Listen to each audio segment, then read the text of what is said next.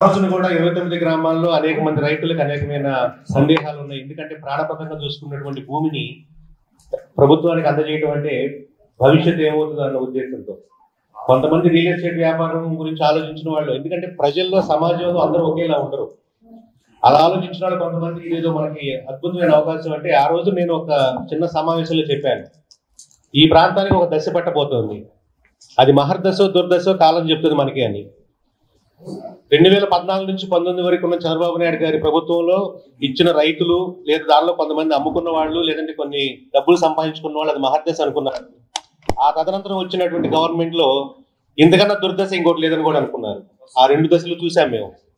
కానీ ఈ రోజున 11 సంవత్సరాలు జనవరి 1కి ఫస్ట్ ల్యాండ్ పూలింగ్ నోటిఫికేషన్ ఇచ్చి 11 సంవత్సరాల కాలం అవుతుంది. ఈ 11 సంవత్సరాల తర్వాత కూడా మొదటి విడతలో పూలింగ్ ఇచ్చినటువంటి రైతుల సమస్యలు ఇంకా అపరిష్కృతంగా ఉన్నాయి, ఇంకా రైతులు సంతృప్తిగా లేరు అన్న ఇది తలుచుకుంటేనే అసలు ఈ రౌండ్ టేబుల్ సమావేశం ఎందుకు పెట్టాల్సి వచ్చిందని కూడా ఆలోచించుకోవాలి. ఇప్పుడు 2వ విడత అంటున్నారు, మళ్ళీ అదొక 3వ విడతకి వెళ్ళచ్చు, అదొక 4వ విడత కూడా వెళ్ళే అవకాశాలు ఉన్నాయని కొన్ని వర్గాల నుంచి మా సమాచారం. అసలు మనం ఒకసారి ఈ ల్యాండ్ పూలింగ్ అన్నదాన్ని మొదటి విడత, 2వ విడత, 3వ విడత ఈ రాజధాని నిర్మాణం అన్నదాన్ని మనం అనేక కోణాల్లో చూడాల్సి ఉంటుంది. రాజకీయ కోణం ఉంటుంది దానిలో, అలాగే సామాజిక కోణం ఉంది, భూములు ఇచ్చిన రైతుల కోణం ఉంటుంది, అలాగే రాష్ట్రం మొత్తానికి రాష్ట్ర ప్రజలందరికీ సంబంధించిన కోణం ఇంకోటి ఉంది. మేము మా పాదయాత్రలో 2 పాదయాత్రలో కూడా పదే ప్రతి గ్రామంలో చెప్పింది ఏంటంటే, అమరావతి అనేది, రాజధాని అనేది కేవలం 29 గ్రామాల ప్రజలు కాదు, అది రాష్ట్రం మొత్తానికి సంబంధించింది. ఈ అమరావతి మీద 29 గ్రామాల ప్రజలకు వాళ్ళ భూములు ఇచ్చేశారు. భూములు ఉన్నంత వరకు వాళ్ళ చేతుల్లో వాళ్ళ భూమికి యజమానులు. కానీ ఒకసారి ల్యాండ్ పూలింగ్ ఇచ్చేసిన తర్వాత ఆ భూమి రాష్ట్రం మొత్తానికి, దాని మీద రాష్ట్రంలో ఉన్న ప్రతి ప్రజలకి కూడా హక్కులు బాధ్యతలు ఉంటాయి. ఈ విషయాన్ని మేము అనేక సార్లు పాదయాత్రలో చెప్పాం, అనేక మీటింగ్లో కూడా చెప్పాం. అలాగే ఇప్పుడు 2వ విడత ల్యాండ్ పూలింగ్ వచ్చినప్పుడు కూడా ఇదే విషయాన్ని మళ్ళీ చెప్తా ఉన్నాం మేము. 2వ విడత ఎందుకు అవసరం అయింది, ఆ తర్వాత 3వ విడత ఎందుకు అవసరం అవుతుంది, వీటి గురించి ప్రజలకు ఏమన్నా వివరాలు అందించడం కానీ, లేదా ప్రజా సంఘాలతో కానీ, రాజకీయ పార్టీలతో కానీ చర్చించి నిర్ణయాలు తీసుకున్నారా? లేదు. మీకు కొన్ని చిన్న ఉదాహరణలు చెప్తాను. మొదటి విడత ల్యాండ్ పూలింగ్ ఇచ్చింది 34,000 ఎకరాలు, మీ అందరికీ తెలిసి ఉంటుంది. రైతుల యాజమాన్యం నుండి ప్రభుత్వానికి అప్పచెప్పింది 34,000 అయితే, ఉమ్మడిగా ఉన్న కుంటలు, డొంకలు, వాగులు, వంకలు, గట్లు ఇవన్నీ కలిపి ఇంకో 16,000 ఎకరాలు రాష్ట్ర ప్రభుత్వానికి వచ్చింది. అవేవి రైతు సొంత ఆస్తి కాదు, ఉమ్మడి వ్యవసాయాల కోసం ఉంచుకున్న భూమి 16,000 ఎకరాలు. ఎండోమెంట్ది కానివ్వండి, ఫారెస్ట్ డిపార్ట్మెంట్ది కానివ్వండి, ఇంకో 4,000. అంటే మొదటి విడత ల్యాండ్ పూలింగ్ లో రాష్ట్ర ప్రభుత్వానికి కొనకూడిన భూమి 54,000 ఎకరాలు.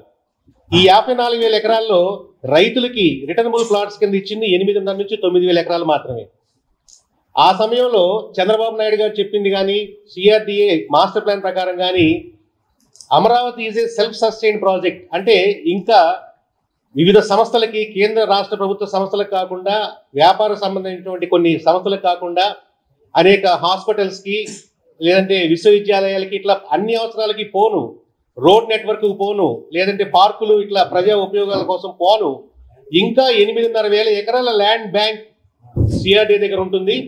ఈ 8,500 ఎకరాల భూమిని స్టేజ్ వైజ్ గా డెవలప్ చేసుకుంటూ వెళితే ఒకనాటికి అమరావతి అభివృద్ధి చెందే నాటికి ఎకరం 50-60 కోట్ల దాకా కూడా వెళ్తుంది. అంటే స్టార్టింగ్ లో 5 కోట్లు మనం చూసాం. గత ప్రభుత్వంలో కూడా జగన్మోహన్ రెడ్డి గారు బ్యాంకుకి, ఎస్బీఐ తాకట్టు పెట్టడానికి ఎకరానికి 5 కోట్లు వాల్యూ చేశారు.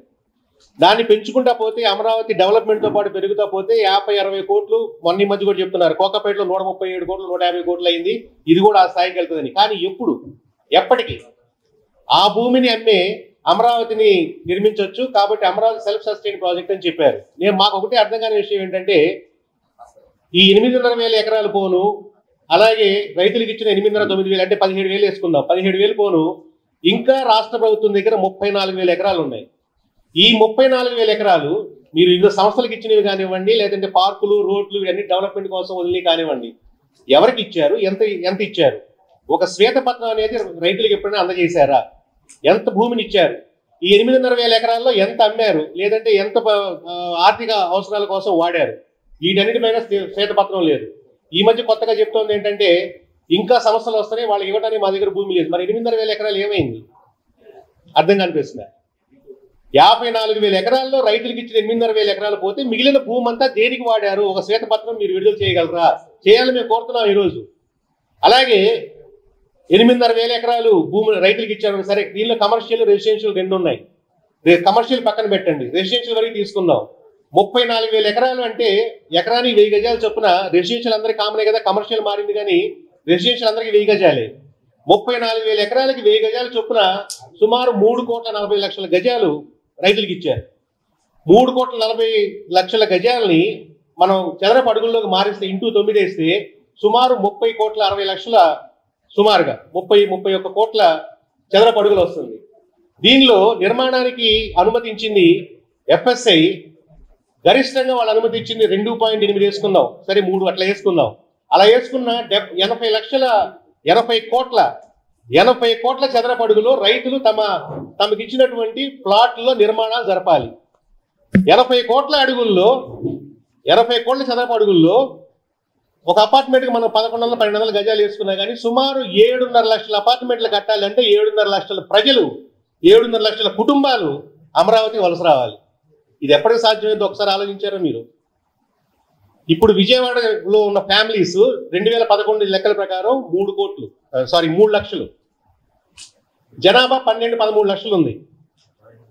7.5 లక్షల కుటుంబాలు అక్కడికి వలస రావాలి. రైతులకు ఇచ్చిన రిటర్నబుల్ ప్లాట్స్ లో వాళ్ళు స్థలాలు, అపార్ట్మెంట్లు కొనాలి, నివాస స్థలాలు కొనాలి అంటే ఈ 7.5 లక్షల ఫ్యామిలీస్ ఎప్పుడుకి వస్తాయి అమరావతి? ఈ రోజున అక్కడ అనేక సెక్రటరియట్, అసెంబ్లీ జరుగుతోంది, హైకోర్టు జరుగుతోంది, ఇప్పుడు CRT ఆఫీస్ కూడా మార్చారు అక్కడికి. ఆ ఎంప్లాయీస్ లో ఎవరైనా అక్కడ ఉంటున్నారా? సాయంత్రం అయ్యేటప్పుడు విజయవాడ వస్తున్నారు, గుంటూరు వెళ్తున్నారు. ఈ 7.5 లక్షల కుటుంబాలు ఎప్పటికి రావాలి అక్కడికి? ఇవన్నీ రైతులు వాళ్ళకి ఇచ్చిన ప్లాట్స్ డెవలప్ చేస్తే రావాల్సిన వ్యక్తులు, కుటుంబాలు. ఇవి కాకుండా NGOs కానివ్వండి, Group 3, Group 4 కానివ్వండి, వీళ్ళందరి క్వార్టర్స్ గవర్నమెంటే కట్టిస్తూ ఉంది. అంటే ప్రభుత్వ ఉద్యోగి ఎవడు కూడా రైతులు కట్టే ఈ భూమిలో కానీ ఈ నివాస స్థలాల్లో కానీ రారు, ప్రైవేట్ వ్యక్తులు రావాలి. ప్రైవేట్ వ్యక్తులు 7.5 లక్షలు రావాలంటే ఎన్ని సంవత్సరాలు పడుతుంది, ఎన్ని దశాబ్దాలు పడుతుంది ఆలోచించండి. ఇప్పుడు మళ్ళీ 16,000 అంటే దీనికి కూడా 34 దగ్గర సగం. అంటే ఇంకొక 3 లక్షల కుటుంబాలు రావాలి 16,000 ఎకరాలకి, 17,000 ఎకరాలకి. అంటే 10 లక్షల కుటుంబాలు అమరావతిలో వచ్చి నివాసం ఏర్పాటు చేసుకోవాలంటే ఎన్ని దశాబ్దాలు పడుతుంది మీరు ఒకసారి ఆలోచించండి. ఇప్పుడు వేదిక మీద ఉన్నటువంటి మన తులసిరెడ్డి గారు కానివ్వండి, పద్మశ్రీ గారు కానివ్వండి, మన బాబురావు గారు, వీళ్ళందరూ, వనజ గారు పార్టీలకు అతీతంగా ఆ రోజున మాతో పాదయాత్రలోకి వచ్చారు, మాకు మద్దతు తెలిపారు. అమరావతికి తులసిరెడ్డి గారు అయితే 12 సూత్రాల లాగా అమరావతి ఎందుకు ఉండాలని చెప్పి 12 కారణాలు కూడా చెప్పారు. సార్ మాకు ఆ 12 సూత్రాలు కూడా గుర్తున్నాయి మాకు. అంత గట్టిగా అమరావతి అభివృద్ధి కోసం మేము పోరాడి 5 సంవత్సరాలు ఒక దరిద్ర పాలనలో ఇన్ని దెబ్బలు తిని ఇంత పోరాడిన తర్వాత తిరిగి మళ్ళీ, అంటే మేము అభివృద్ధి వ్యతిరేకం కాదు, ఈ సమావేశం గురించి కూడా రాత్రి కూడా నాకు కొంతమంది సలహాలు ఇచ్చారు.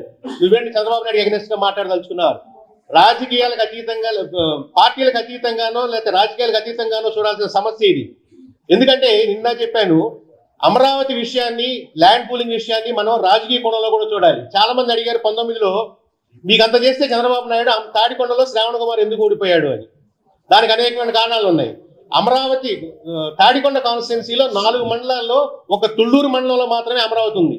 పక్క మండలాలకు అమరావతితో సంబంధం లేదు. మేము ఆ రోజు ఎన్నికల ప్రచారంలో తిరిగితే మీకు అమరావతి ఉంటే మాకెందుకు, మీ రాజధాని ఉంటే మాకెందుకు, మా ఓటు వైసీపీకి అన్నారు. అలా తిరిగారు, మేము తిరిగాము, చూసాం ఆ రోజున. అంటే పక్క మండలాల్లో, పక్క గ్రామాల్లో వాళ్ళకి పట్టని విషయం రాష్ట్రం మొత్తంలో వేరే ప్రాంతాల వాళ్ళకి ఎందుకు పడుతుందండి? కాబట్టి రాజకీయానికి దీనికి సంబంధం లేదు. ఇదో కారణం అయితే తుళ్ళూరు మండలంలో శ్రావణ్ కుమార్కి మెజార్టీ వచ్చింది, అది కూడా తగ్గింది. ఇప్పుడు వచ్చిన కన్నా పోయినసారి తగ్గింది.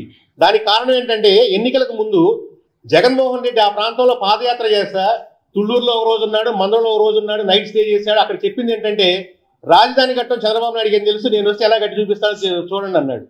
అలాగే రైతులకు 1000 గజాలు అన్నదని నేను వస్తే 200 గజాలు పెంచుతా అన్నాడు. దీనికి ఆశపడ్డ వాళ్ళు చాలా మంది ఉన్నారు. కావాలని వైసీపీకి ఓట్లు వేసి పక్కన వాళ్ళతో ఓట్లు వేయించిన వాళ్ళు కూడా ఉన్నారు ఆ రోజున.